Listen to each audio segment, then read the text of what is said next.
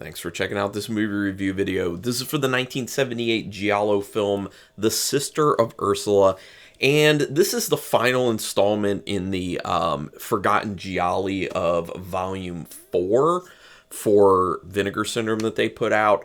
So I think after seeing the 3 in that set, I don't really need to pick that one up because I wasn't a big fan of a lot of them. So if anything, it was good to kind of, get through all of them and be like, do I really need to buy this? Because it's not cheap. But if you do like the films, they do an amazing job with it, and I would recommend getting those.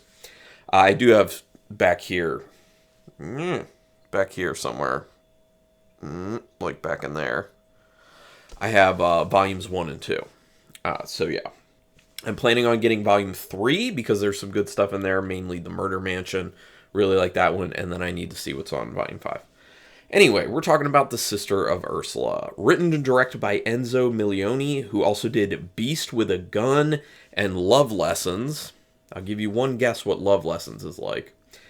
The film was originally more of a psychological thriller, but was changed to be more erotic. Big surprise. Barbara Magnolfi was disappointed with the choice, and she apparently voiced her opinion pretty strongly that she was disappointed with that. She wanted it to be more psychological thriller, way less erotic, and I think I'm with her. Oh, by the way, she's the one who actually played the character of Ursula in the film. Yeah, I'm with her. Here's the thing.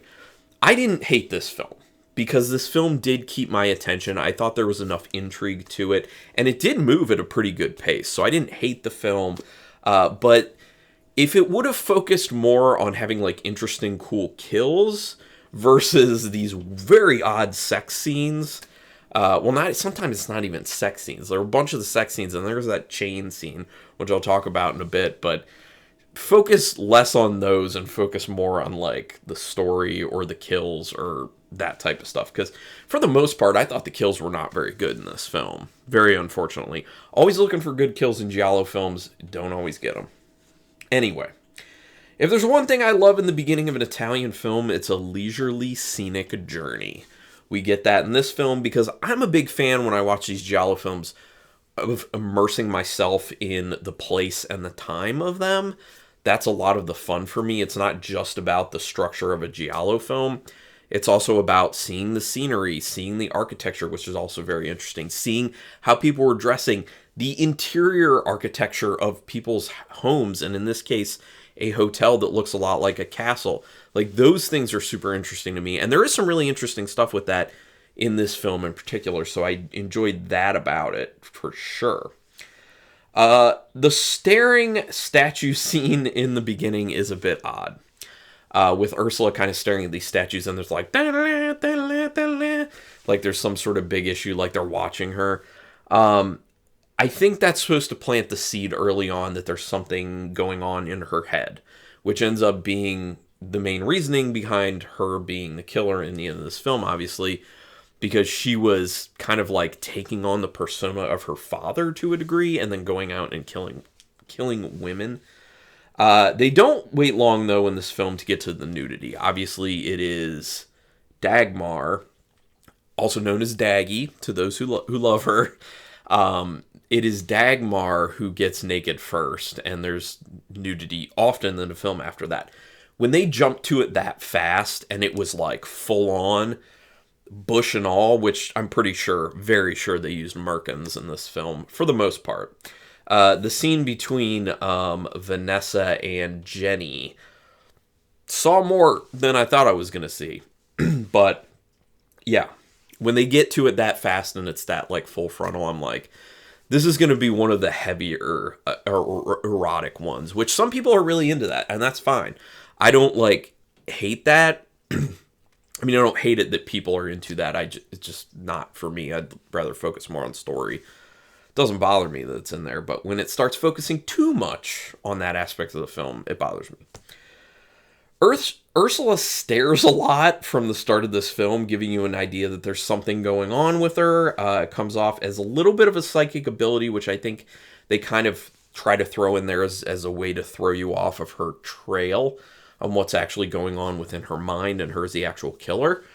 I think they do that relatively effectively, especially when they have the doctor who comes to see her because she passed out say that, childhood trauma can kind of create like a sixth sense type thing, like a psychic ability, basically. I think he calls it precognition. So yeah, so they do a good job of kind of trying to steer people that way and be like, don't look over here, nothing to see here. But us giallo fans know that the person who's usually going to end up being the killer in the end is the least suspected person. So the fact that Ursula wasn't really going anywhere for the majority of the film, but they kept coming back to her, did make me believe that she would end up being the killer. I didn't get it from like the get-go, but probably about halfway in, maybe a little bit after that, I was like, it's got to be Ursula, because there's really nothing going on with her, and it just has to be her. She's like the least assuming, because the other people they heavily lean on as their red herrings, like Roberto and Filippo, they were too obvious, obviously. So much thigh kissing in the first sex scene, and you gotta love when the guy basically just rubs his hair in the lady's crotch. It is the Room level sex scenes in this film, or at least that one in particular. Like people like fumbling, they're so like awkward and odd, the sex scenes. It's like the person who choreographed them and directed them has never had sex. It's very weird. And so, like I say, the movie The Room by Tommy Wiseau is known for having just very odd, over-the-top sex scenes. This film reminded me of that. So that's not a good thing for the film. But in a sense it is, because it made me laugh. So there you go. Something to watch with your buddies and be like, get a load of this ridiculousness. What's with the Donald Duck poster in the bedroom? Is that a reference to Don't Torture a Duckling? Is it a reference to the New York Ripper? Is it just an overall reference to Fulci and those two films? I think probably. Because otherwise, why would it be kind of like front and center, and they really make a point of showing it in a bunch of the shots? So I think it's kind of a nod to probably overall Fulci. Excuse me, my apologies. Ursula passes out and comes to with a room full of unknown people just staring at her. That would freak me out. That seemed like it was kind of weird. It was kind of like an abrupt cut, and it's all of a sudden she passes out. Then she wakes up, and there are all these people. She has no idea who they are. And I believe Dagmar wasn't even there initially. So she's just kind of like looking around. Like, I don't know how she didn't freak out immediately. I put myself mentally in that situation, and I'm like, I would be very confused, but also kind of like a bit fearful, because you have no clue what's going on. Anyway, just like a side thing. Ursula does seem to go way over the top with her accusations about Filippo, but Dagmar seems to immediately fall for him, and with barely any interaction with her. So there's two kind of issues going on with this whole Dagmar and Filippo thing. First of all, the fact that Ursula is going so over the top about, oh my god, he's gonna kill me, he's gonna be my killer, I've seen it, blah blah blah, why can you be with him? And like, she doesn't even try to rationally talk to Dagmar at all. And then on the other side, you have Dagmar, who has barely met this Filippo character, doesn't know much about him, and is just madly in love with him all of a sudden, and just wants to be with him and spend time with him, and it's just kind of weird.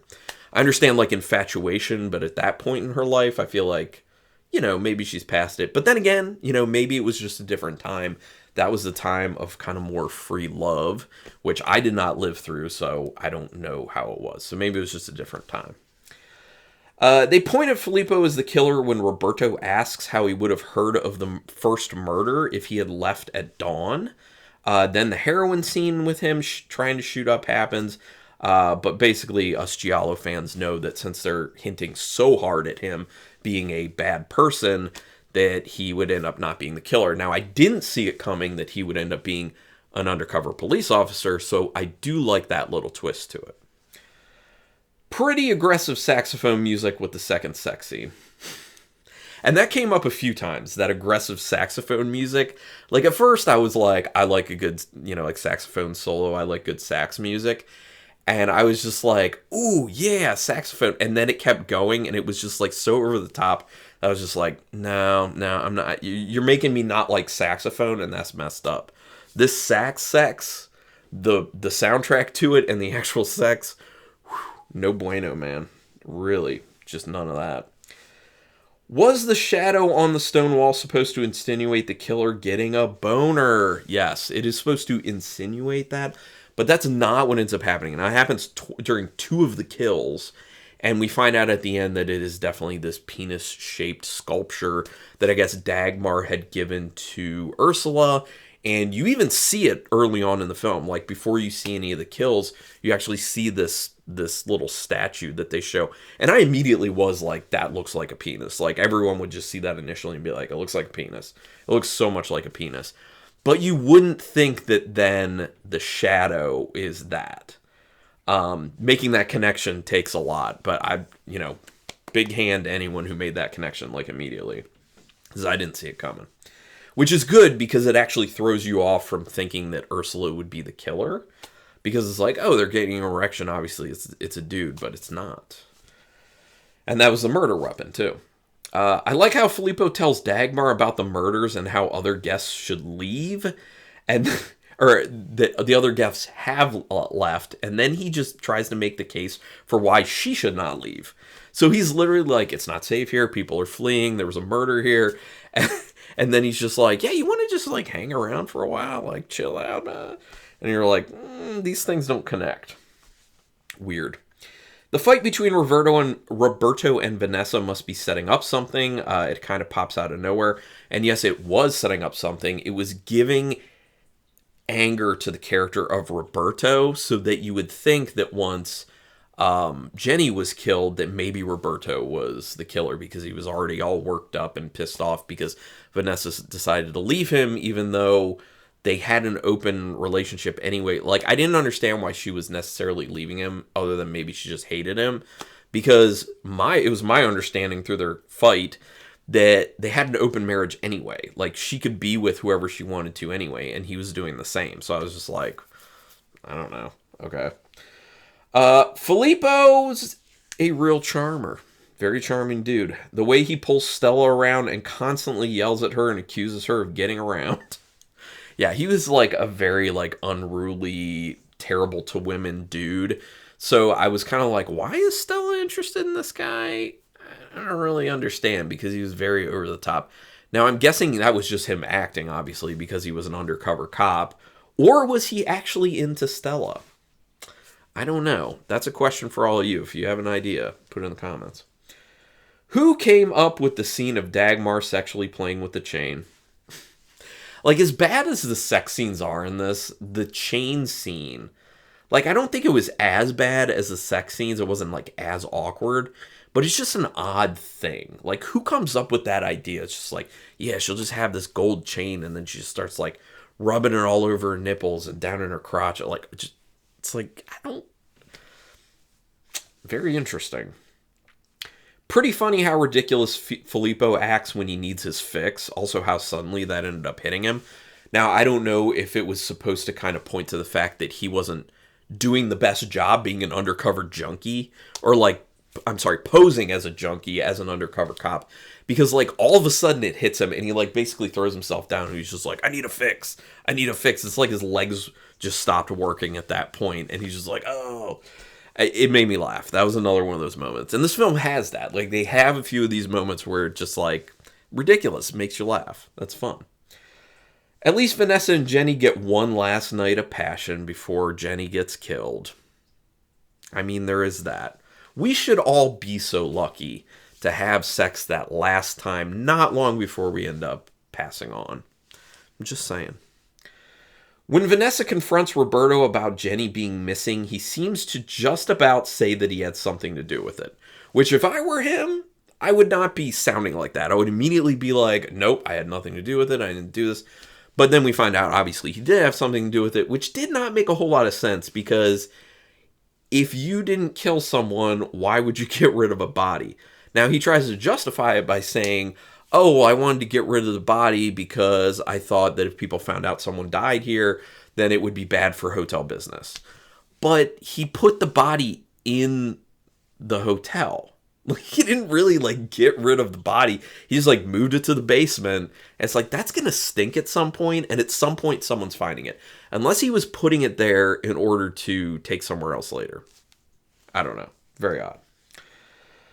If I was Vanessa, I wouldn't follow Ursula anywhere. She's creepy. Yeah. So when Ursula gets Vanessa and kind of like leads her on that trip, which I like that trip because it showed you kind of like more of the grounds and the architecture of the hotel. I was just thinking the whole time, I'm like, why would you follow this person? Like she's been like passing out. It's very obvious that there's something going on with her. She just stares very creepily all the time. There's so much of that with her in this film. Yeah, it's weird. Roberto is one big idiot, getting rid of a body just because it could be bad for his hotel business. We already talked about that. Ursula's trauma giving her a psychic ability, more like it gave her a split personality. And that's the thing is like I said, they explain what they want you to think is just her like guessing things are going to happen, but actually like she knows things are happening because she's the one doing it. But it is kind of like the split personality from the trauma of her childhood, where she's kind of like going at the behest of her dead father to like execute women who she thinks get around too much in essence. And then that's why she tries to come after Dagmar at the end, because he's just like, oh, you're too loose with the guys because you're going after Filippo.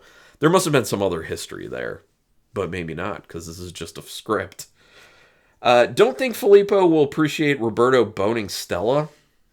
But then again, if he didn't actually like her and it was all an act for the purpose of being an undercover police officer, that's a totally different thing. So at first when I was watching, I'm like, oh man, he's going to be so pissed when he finds out that Roberto bones her. Which, by the way, that was maybe either one of or was the weirdest sex scene. Very odd. Very awkward. The shot of Filippo crossing things out with a small booklet that he had tries to hint at a murder list that he's checking off. Yeah, that's supposed to be another thing for people to be like, oh, it's Filippo. It's got to be Filippo. But that was something that he had picked up before from, I think it was another one of the undercover police officers that was working with him.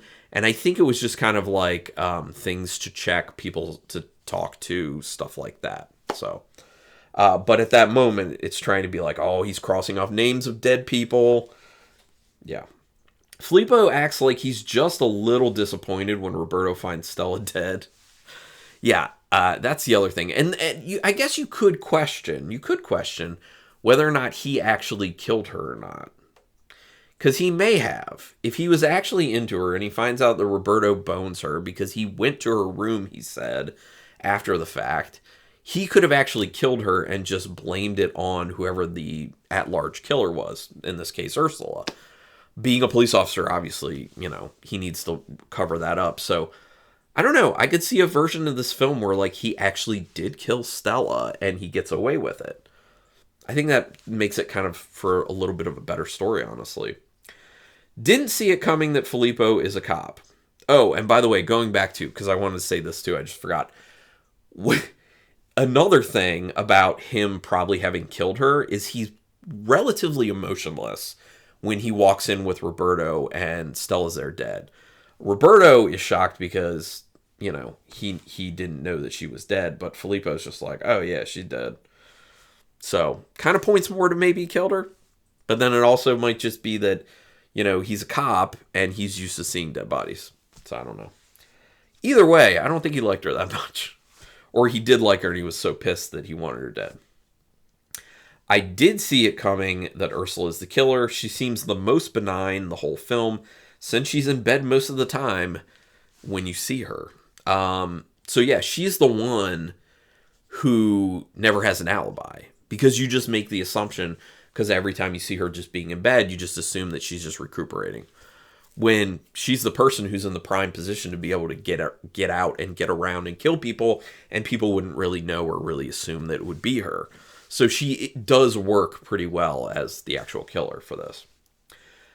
The music in this film is very over the top, even when not a whole lot is happening. So I wasn't a really big fan of the score. Again, I already talked about the aggressive sax music during the sex scenes. Like, that was way too much too.